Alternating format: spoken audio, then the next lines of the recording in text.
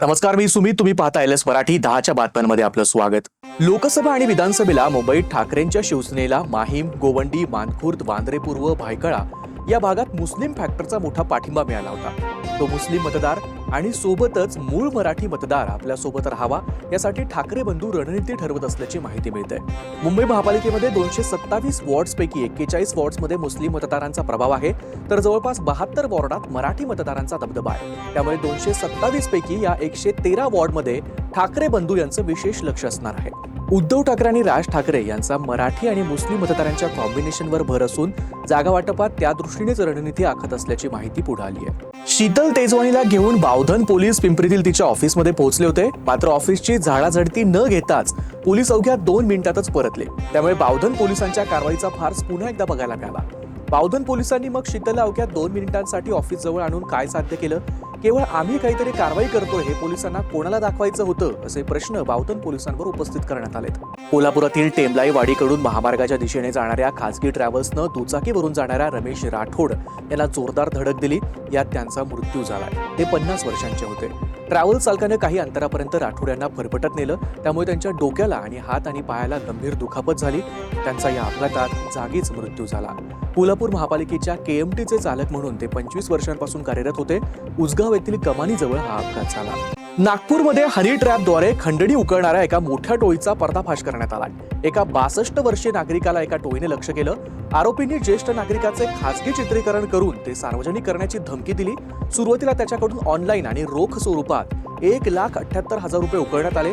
त्यानंतर आरोपीने थेट 2 कोटी रुपयांची मागणी केली. अनेक वाटाघाटीनंतर अखेर 60 लाख रुपयांमध्ये हा सौदा निश्चित करण्यात आला.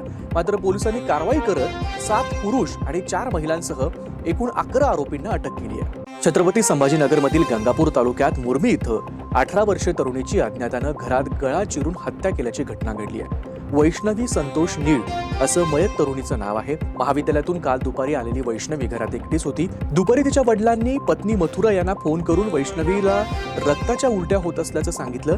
तेव्हा तिची आई आणि इतर नातेवाईकांनी घरी धाव घेतली. तेव्हा वैष्णवी खाटेजवळ रक्ताच्या थारोळ्यात गळ्यात चिरलेल्या अवस्थेत पडलेली दिसली.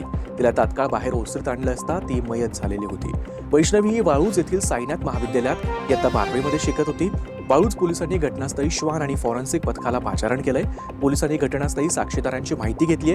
आई वडील घरी नसताना तिच्यासोबत नेमकं काय घडलं याचा तपास पोलीस करतायत. उरणमधील माजी सरपंच योगेश पाटील हे द्रोणगिरी नोडमधून धुटुम पागोटे रस्त्यावरून जात होते. यावेळी एका कंटेनर चालकाने त्यांच्या गाडीला ओव्हरटेक करून धडक दिली. त्याचा जाब विचारण्याचा प्रयत्न केला असता त्या ठिकाणी अनेक परप्रांतीय चालक जमा झाले. त्यांनी योगेश पाटील यांच्या गाडीला घेराव घातला आणि गाडीवर फटके मारण्यास सुरुवात केली. घटनेचं गांभीर्य पाहता योगेश पाटील यांनी गाडी सुरू करून तिथून पळून जाण्याचा प्रयत्न केला असता तिथं जमा झालेल्या ट्रेलर चालकांनी गाडीवर दगडफेक केली. ही संपूर्ण घटना सीसीटीव्ही कॅमेऱ्यात कैद झाली आहे. कोल्हापूरमधील हातकणंगले कुंभोज या प्रमुख मार्गावर ऊस वाहतूक करणाऱ्या 2 ट्रॅक्टरचा अपघात झालाय. विशेष म्हणजे या ट्रॅक्टरचा अपघात होऊन अनेक तास उलटले आहेत, तरी या मार्गावर परिस्थिती जैसे ते आहे. संपूर्ण रस्त्यावर वाहतूक पूर्णपणे विस्कळीत झाली आहे. अपघातग्रस्त ट्रॅक्टर आणि ट्रॉली हटवण्यासाठी अद्याप क्रेन आणि अन्य यांत्रिक मदत पोहोचलेली नाही. यामुळे वाहन चालक आणि प्रवाशांचे प्रचंड हाल होत आहेत.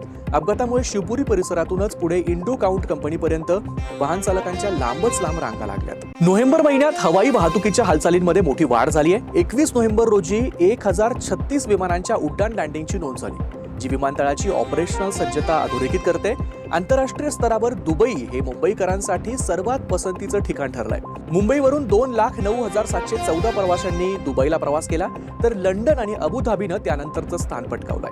देशांतर्गत प्रवासात मुंबईहून दिल्लीला जाणाऱ्या प्रवाशांची संख्या सर्वाधिक म्हणजे 6,09,646 एवढी आहे. संपूर्ण जगात पाकिस्तानची बदनामी झाली आहे. सौदी अरेबिया आणि संयुक्त अरब अमिराती म्हणजे UAE मध्ये पाकिस्तानी नागरिकांवर बारकाईने लक्ष ठेवलं गेलं. या दोन्ही देशांनी आपल्या देशातून 50,000 पेक्षा जास्त पाकिस्तानी भिकाऱ्यांना हाकलून लावलाय. त्यामुळे पाकिस्तानची जगात किंमत काय हे समोर आलंय. सौदी अरेबियानं तसंच UAEनं व्हिसा नियम कडक केलेत.